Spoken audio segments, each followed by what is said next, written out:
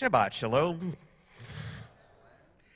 Well, it's hard to believe that it has been a whole doggone year since I talked to all y'all about the Houston Livestock Show and Rodeo. Last year, I talked about my experience at the rodeo here in Houston and the various blessings that we can recite when we venture out into the wide, wide world of Western sporting events.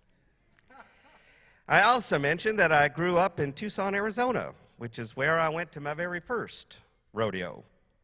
So this year I thought I'd talk instead about a famous Jew of the Wild West.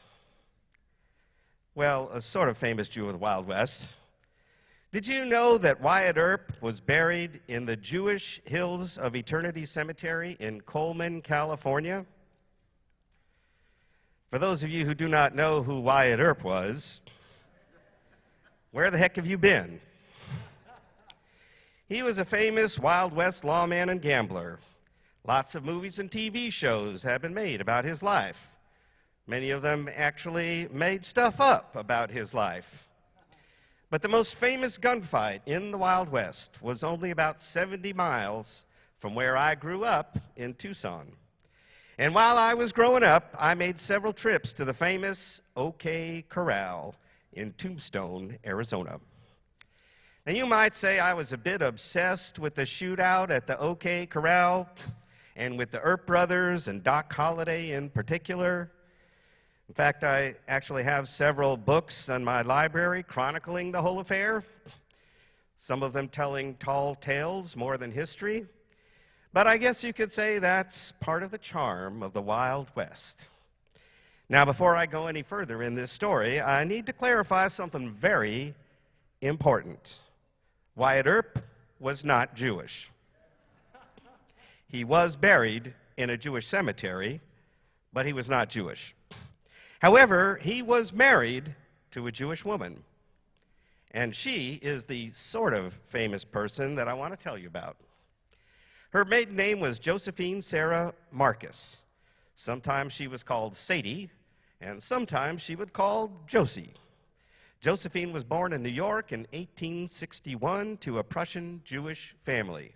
She was the second of three children of immigrants Karl Hyman Marcuse and Sophie Lewis. Her father changed his name to Henry Marcus, and he made a living as a baker. The family moved to San Francisco, where Josephine attended a dance school as a girl. When her father had difficulty finding work, the family moved in with her older sister and brother-in-law in a working-class tenement. Josephine ran away, possibly as early as age 14, and she traveled to Arizona, where she said she was looking for adventure. Much of her life from 1874 to 1882, when she lived in Arizona, is uncertain. She worked hard to keep this period of her life private, and that might give you an idea what she was up to. But let's not go there. What is known for certain is that she traveled to Tombstone using the name Josephine Marcus in October of 1880, and she wrote that she met the local county sheriff, Johnny Behan, when she was 17 and he was 33. He promised to marry her, and she joined him in Tombstone. But Johnny Behan never did end up marrying her. Meanwhile, Sheriff Behan was kind of friendly with certain outlaw cowboys who were shooting off their guns in town. They may also have been active in horse and cattle wrestling and other, shall we say, skullduggery. That made them not so popular with the deputy U.S. Marshal, who happened to be a feller named Virgil Earp. Now, Virgil had two brothers who also lived in Tombstone, the famous Wyatt Earp and his brother Morgen. No relation to me, by the way. Morgan was his first name, not his last name. Well, I imagine you all know what happened next. Josephine left Sheriff Behan sometime in 1881. And October 26th of that year, the cowboys came a-riding into Tombstone with their guns prominently showing.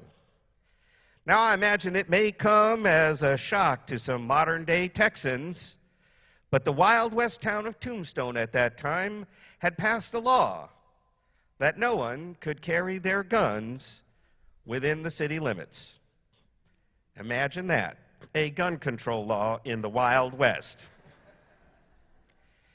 Well, Marshal Virgil Earp appointed his brothers and their friend Doc Holliday as lawmen to assist him in disarming the cowboys.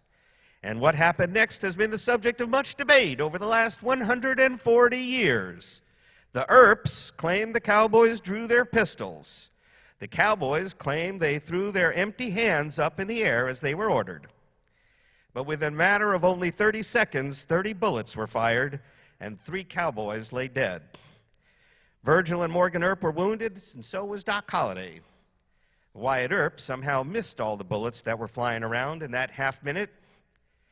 As I said, Josie had left Sheriff Bean, and because he kind of favored the cowboys, some folks think that the shootout at the OK Corral might have also involved a romantic feud of a sort, because shortly before this deadly duel, Josie had already become romantically involved with Wyatt Earp.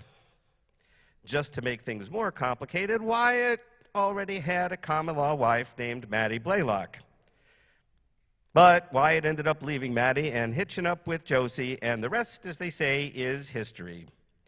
If you want to see what may be the most accurate version of this story told in film, I recommend the movie Tombstone, starring Kurt Russell as Wyatt Earp, Val Kilmer as Doc Holliday, Sam Elliott as Virgil, and Dana Delaney as Josephine Marcus Earp. I get a royalty from the movie. Not really. You might also enjoy Kevin Costner's portrayal of Wyatt Earp. In that movie, Joanna Going portrays Josephine. Of course, Hollywood likes to tell a story in its own way, if you catch my meaning. And Josephine worked very hard to tell her story the way she wanted it told as well. But one thing I would like to point out, toward the end of the movie Tombstone, Josie tells Wyatt that they do not need to worry about money because her family is Jewish. That, of course, plays on an unfortunate stereotype. And particularly in her case, her family was not, shall we say, living a life of luxury. But Josephine and Wyatt remained together for the rest of his life, some 46 years, until Wyatt died in 1929. They moved around quite a bit during that time, from one boomtown to another. They bought a cottage in California on the Colorado River. They also spent time in Los Angeles, where Wyatt got to know some of the early cowboy actors in the movies, including William Hart, Tom Mix, and even Gary Cooper. They even spent some time out here in Galveston, Texas in 1883, and they spent some time in El Paso, Texas in 1887. So we have a Texas connection for Wyatt and Josephine as well. Now, Wyatt, as I said, was buried in the Marcus plot in a Jewish cemetery, where Josephine was buried some 16 years later when she died. So that is a bit of history of the Wild West, with the drop of Jewish and Texas history too, for this Go Texan Day Shabbat. May you go out and enjoy the Houston Livestock Show and Rodeo, and may we all have a happy, healthy Shabbat this weekend. All y'all.